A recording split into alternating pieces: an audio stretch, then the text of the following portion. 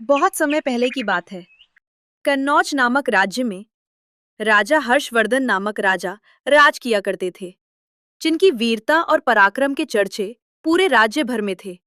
वो बड़े ही दयालु और न्यायप्रिय थे। राजा हर्षवर्धन अपनी प्रजा का देखभाल एक पिता जैसे करते थे। जिस प्रकार एक पिता अपने बच्चों का देखभाल करते हैं, उसी प्रकार राजा हर्षवर्धन अपनी प्रजा का देखभाल किया करते थे। राजा हर्षवर्धन अपने राज्य में भ्रमण करते और अपनी प्रजा की समस्याओं को समझते और उसका समाधान करते थे। मंत्री जी, आपने हमारे राज्य भ्रमण का बंदोबस्त किया। जी महाराज, मैंने आपके राज्य भ्रमण का बंदोबस्त कर दिया है। आपने जो वस्त्र मंगवाए थे, वो मैंने दासियों से कहकर आपके कक्ष में रखवा दिए। तो ठीक है, अब हम चलते हैं। हमारे राज्य भ्रमण पर निकलने का वक्त हो रहा है।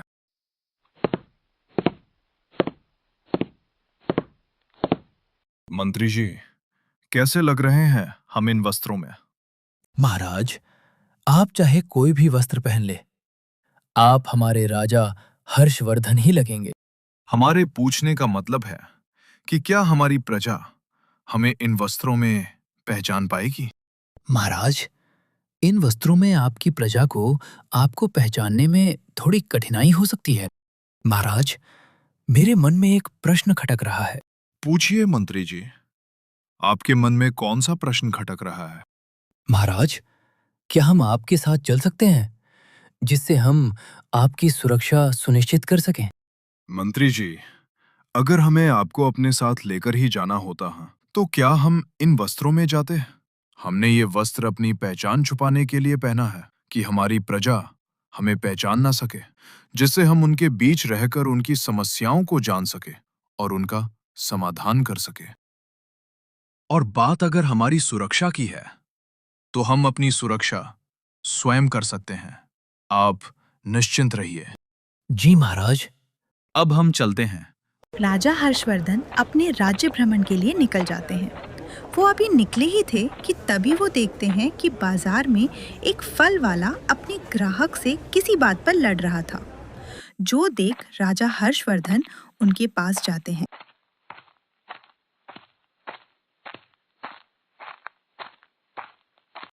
आप दोनों आखिर किस बात पर एक दूसरे से लड़ रहे हैं? देखो ना भाई, ये अपनी सब्जियां कितने अधिक मूल्य पर बेच रहा है और ऊपर से ठीक से बात भी नहीं कर रहा है।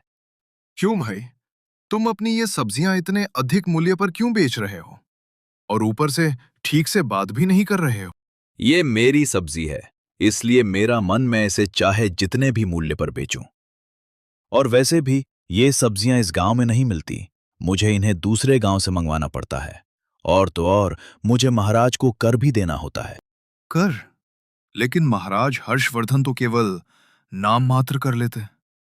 और तो और महाराज हर्षवर्धन का सख्त आदेश है कि कोई भी व्यापारी अपनी सब्जियां, फल इत्यादि खाद्य पदार्थ 10 कौड़ी से अधिक मूल्य पर नहीं बेचेगा।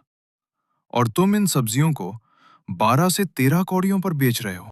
हाँ, तो ये सब्जियां इस गांव में नहीं मिलती, मुझे इन सब्जियों को दूसरे गांव से मंगवाना पड़ता है, इसलिए इन सब्जियों का मूल्य अधिक है। लेकिन महाराज हर्षवर्धन तो हर उन व्यापारियों की मदद करते हैं जो अपनी वस्तुएं दूसरे गांव या राज्य से मंगवाते हैं या अन्य गांवों या राज्यों में बिकने के लिए भेजते हैं, जिससे कोई भी व्यापारी कम से कम मूल्य पर अधिक से अधिक वस्तुएं अन्य गांवों या राज्यों से मंगवा या भेज सके। और तुम तो जानते ही हो कि राजा हर्षवर्धन अपने नियमों और कानूनों को लेकर कितने सख्त हैं।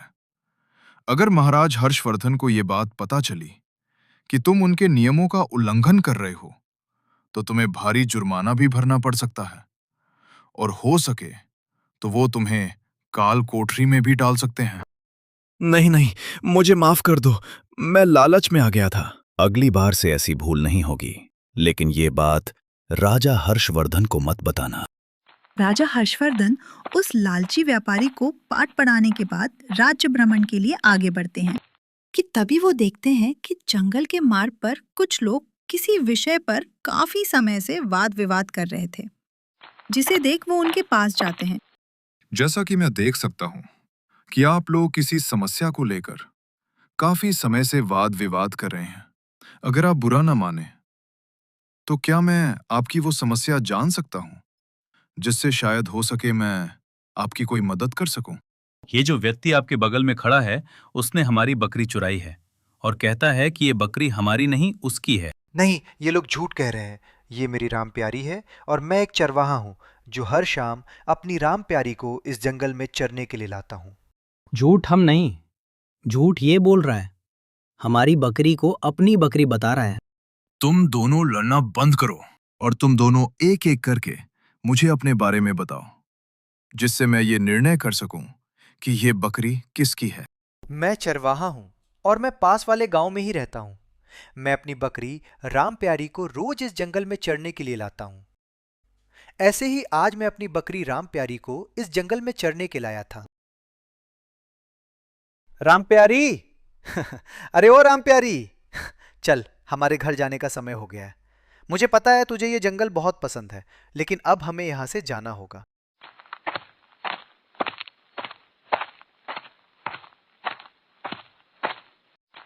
मैं अपनी राम प्यारी को लेकर जंगल के रास्ते से घर जा ही रहा था कि तभी मुझे रास्ते में ये दोनों युवक मिलते हैं।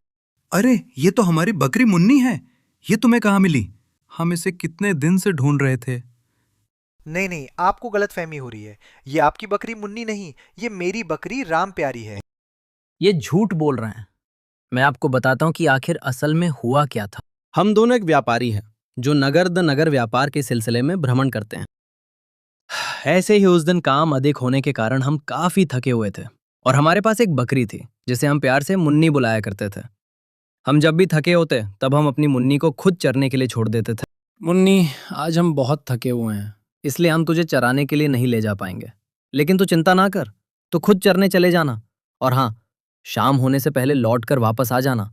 हम यही तेरा इंतजार करेंगे।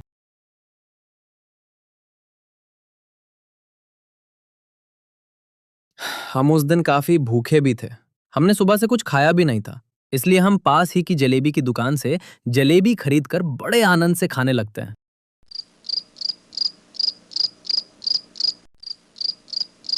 मुझे मुन्नी की बड़ी चिंता हो रही है। रात हो गया लेकिन अभी तक मुन्नी लौट के वापस नहीं आई। ये पहली बार है कि मुन्नी ने हमारा कहा ना माना हो। कहीं वो किसी मुसीबत में तो नहीं? नहीं नहीं, तो कुछ ज्यादा ही सोच रहा है। ऐसा कुछ नहीं है। मुन्नी कल सुबह तक हमारे पास आ जाएगी। और उस दिन के बाद हमने आज अपनी मुन्नी को इसके हाथों में देखा।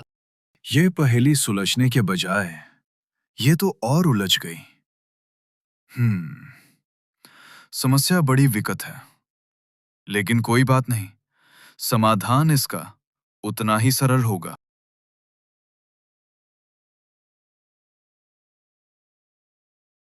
ये घास ही इस पहेली को सुलझाएगा। तुम दोनों इस घास को लो और बारी बारी आकर इस घास को इस बकरी को खिलाओ। जिसके हाथों से इस बकरी ने घास खा लिया, वही इस बकरी का असली मालिक होगा। उनमें से जब एक व्यापारी उस बकरी को घास खिलाने जाता है, तब वो बकरी उसे गुस्से भरी नजरों से देखने लगती है। तुम एक बकरी को घास तक नहीं खिला पा रहे हो।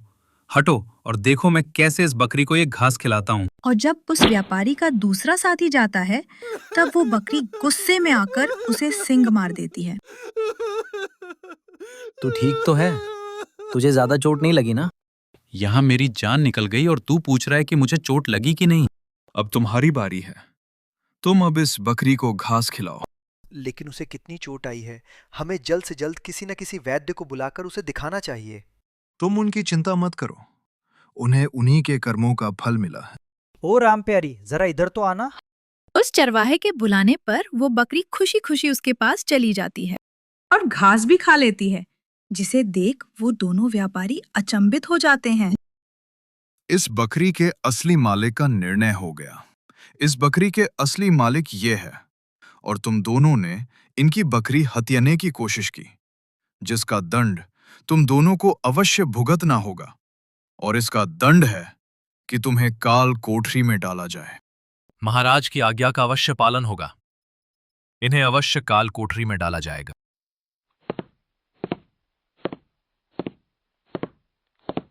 सेनापति, तुम यहाँ? जी महाराज, काफी समय हो गया लेकिन आप राजमहल नहीं लौटे। तो मंत्री जी ने मुझे आपको ढूंढने के लिए भेजा।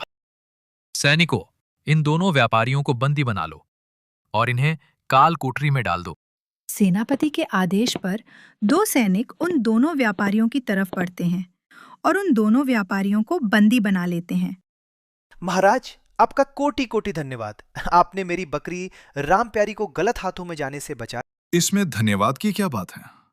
ये तो एक राजा का कर्तव्य है कि वो अपनी प्रजा का ख्याल रखें। बस हमने वही किया। इसमें आपको धन्यवाद करने की कोई आवश्यकता नहीं। ये तो आपकी महानता है, महाराज। अच्छा, अब तुम जा सकते हो। जब हमारा कार्य समाप्त हो जाएगा तो हम स्वयं ही राजमहल लौट आएंगे। जो आज्ञा महाराज। उन दोनों व्यापारियों को सबक सिखाने के बाद राजा हर्षवर्धन राज्य भ्रमण के लिए आगे बढ़ते हैं। राजा हर्षवर्धन सुबह से थके और भूखे होने के कारण पास के ही एक वृक्ष के नीचे बैठ जाते हैं विश्राम करने के लिए। वो अभी वहां बैठे थे कि तभी वहां पास के एक घर से एक बूढ़ी औरत उनके पास आती है। बेटा, तुम कौन हो और तुम हमारे इस वृक्ष के नीचे क्या कर रहे हो? अम्मा, मेरा नाम हर्षवर्धन है और मैं सुबह से थका और भूखा होने के कारण इस वृक्ष के नीचे बैठकर विश्राम कर रहा था। तुम हमारे घर आकर भोजन कर सकते हो। नहीं नहीं अम्मा, उसकी कोई आवश्यकता नहीं। अम्मा भी कहते हो और इस अम्मा की बात भी नहीं मानते हो। आखिरकार वो बूढ़ी औरत राजा हर्षवर्धन को अपने घर भोजन के लिए आमंत्रित कर ही लेती है। अम्मा, आप मुझे ना जानती ना पहचानती हैं और आपने मुझे अपने घर भोजन के लिए आमंत्रित किया है। बेटा, किसी को भोजन करवाने में कैसी जान पहचान? यह तो पुण्य का काम होता है। अब तुम ज्यादा बातें ना करो और बैठो, मैं तुम्हारा भोजन लगाती हूँ। राजा हर्षवर्धन जैसे ही बैठते हैं, झट से वो बूढ़ी अम्मा उनका भोजन लगा देती है। राजा हर्षवर्धन भूखे होने के कारण भोजन पर टूट पड़ते हैं और कुछ ही देर में सारा भोजन समाप्त कर देते हैं। राजा हर्षवर्धन देखते हैं कि वो बूढ़ी अम्मा किसी बात को लेकर काफी चिंतित थी। जो देख वो उनसे पूछते हैं कि अम्मा, आप काफी चिंतित लग रही हैं। क्या हुआ? कोई समस्या है क्या? समस्या? नहीं नहीं, कोई समस्या नहीं है। एक तो बेटा बुलाती हो और अपने इस बेटे से ही झूठ बोलती हो। तुम्हारे चेहरे पर साफ चिंता दिख रही है। सच सच बताओ, क्या हुआ है? मेरी जिंदगी भर की जमा की गई जमा पूंजी किसी ने चुरा ली है और मेरे बड़े बेटे की विवाह की तिथि भी सामने आ रही है। बस में इसी बात को लेकर मैं चिंतित हूं कि कैसे उसका विवाह होगा। अम्मा, मेरी मानो तो आपको अपनी ये समस्या को लेकर राजा हर्षवर्धन के दरबार जाना चाहिए। मैंने सुना है कि जो कोई भी उनके दरबार गया है वो खाली हाथ नहीं लौटा। उसे अवश्य न्याय मिला है। सुना तो मैंने भी है कि उनके दरबार से कोई खाली हाथ नहीं लौटा, लेकिन क्या आपने घर की बात किसी बाहरी व्यक्ति को बताना सही होगा? राजा हर्षवर्धन हमारे अपने ही हैं, वो कोई बाहरी व्यक्ति नहीं है। अगर आपको मेरी बात सही लगे तो उनके दरबार में एक बार जरूर जाइएगा। चलिए, अब मैं भी चलता हूँ। मेरे घर जाने का समय हो रहा है। मेरे घर वाले मेरा इंतजार कर रहे होंगे।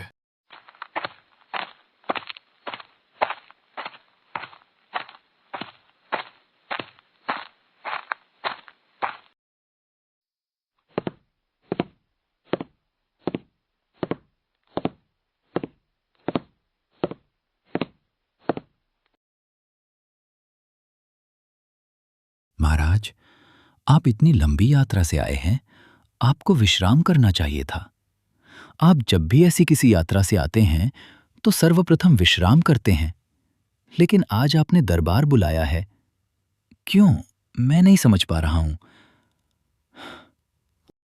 कोई खास व्यक्ति आने वाला है, इसलिए हमने दरबार बुलाया है। राजा हर्षवर्धन ने अभी अभी अपनी बात खत्म ही की थी कि तभी वो बूढ़ी अम्मा दरबार में आती है। महाराज की जय हो। प्रणाम महाराज। प्रणाम। क्या हुआ अम्मा? ऐसी कौन सी समस्या आन पड़ी जिसके कारण आपको हमारे दरबार में आना पड़ा? राजा हर्षवर्धन सब जानते हुए भी अनजान बन रहे थे कि उन्हें शक न होने पाए कि उनके घर आने वाला व्यक्ति कोई और नहीं, उनके राजा हर्षवर्धन थे। महाराज, मेरी जीवन भर की जमा की गई जमा पूंजी किसी ने चुरा ली है और मेरे बड़े बेटे की विवाह की तिथि भी निकट आ रही है। अब मुझे नहीं समझ आ रहा कि मैं क्या करूं।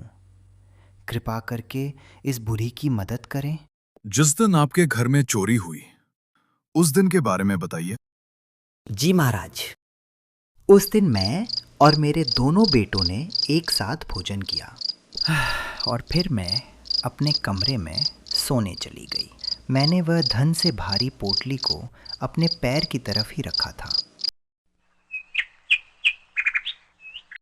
लेकिन मैं जब सुबह उठती हूँ तब मैं वहाँ उस पोटली को नहीं पाती, जो देख मैं घबरा जाती हूँ और मैं अपने बेटों के कमरे में जाती हूँ तो देखती हूँ कि वो दोनों सो रहे थे और घर का बाहरी दरवाज़ा खुला हुआ था। सेनापति, जाओ और इनके दोनों बेटों को दरबार में प्रस्तुत करो। जो आज्ञा महाराज। मैं अभी कुछ ही क्षणों इनके दोनों बेटों को आपके सामने प्रस्तुत करता हूं। प्रणाम महाराज। आपने मुझे जिन्हें लाने के लिए भेजा था, मैं उन्हें लेकर आ गया। ये रहे वो दोनों। हाँ तो भाई, हमें पता चला है कि तुम्हारी माँ की जमा पूंजी किसी ने चुरा ली है। हाँ, तो अगर तुम लोग सच सच बता दोगे कि वो पैसे किसने चुराए हैं, तो हो सके हम वो पैसे चुराने वाले को सजा थोड़ी कम दे। महाराज, हमने चोरी नहीं की है, हम निर्दोष हैं। आपको किसी ने गलत खबर दी है। तो ठीक है, तुम दोनों हमारे साथ आओ।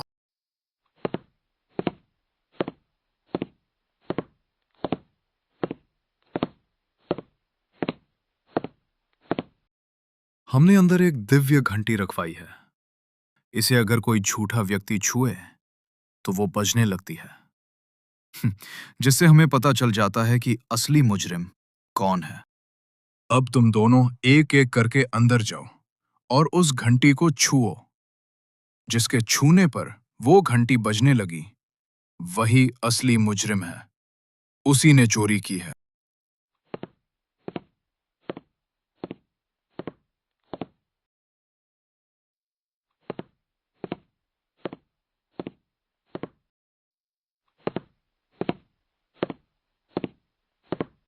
अगर मैं इस घंटी को छुआ और ये घंटी बजने लगी, तो सबको पता चल जाएगा कि मैंने ही चोरी की है और महाराज मुझे कठोर से कठोर दंड देंगे। एक काम करता हूं, मैं इस घंटी को बिना छुए चला जाता हूं। वैसे भी यहां कौन देख रहा है, और महाराज पूछेंगे तो कह दूंगा कि मैंने घंटी छुई थी।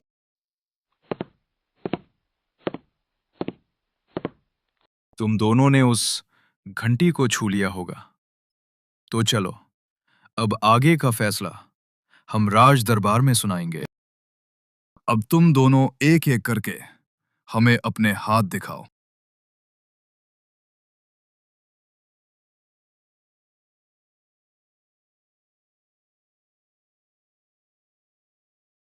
असली मुजरिम मिल गया। वो और कोई नहीं, आपका छोटा बेटा है। उसी ने आपके पैसे आपकी गैर मौजूदगी में चुराए। महाराज, आपको गलतफहमी हो रही है। मैंने चोरी नहीं की है। अगर तुमने पैसे नहीं चुराए हैं, तो तुमने उस घंटी को छुआ क्यों नहीं? मैंने उस घंटी को छुआ था। तुम झूठ कह रहे हो, क्योंकि अगर तुमने उस घंटी को छुआ होता, तो तुम्हारे हाथ भी तुम्हारे भाई के हाथों की तरह काले होते, क्योंकि हमने उसमें काला रंग लगाया था। लेकिन तुम इस डर के कारण नहीं छुआ कि अगर तुमने उस घंटी को छुआ तो वो बजने लगेगा और तुम पकड़े जाओगे। महाराज, मुझे क्षमा कर दीजिए। मैंने जलन के कारण उन पैसों चुराया था। क्षमा हमसे नहीं, अपनी मां से मांगो, जिसके पैसे तुमने चुराए हैं। मंत्री जी, आप इनको राजकोष से 100 स्वर्ण मुद्राएं प्रदान करें, जिससे ये अपने पुत्र का विवाह कर सके। और अपना जीवन यापन कर सके। राजा हर्षवर्धन के कहे अनुसार मंत्री जी राजकोष से 100 स्वर्ण मुद्राएं उस बूढ़ी औरत को प्रदान करते हैं। अगर आपको किसी और प्रकार की सहायता की आवश्यकता पड़े तो बेहिचक मांग लीजिएगा।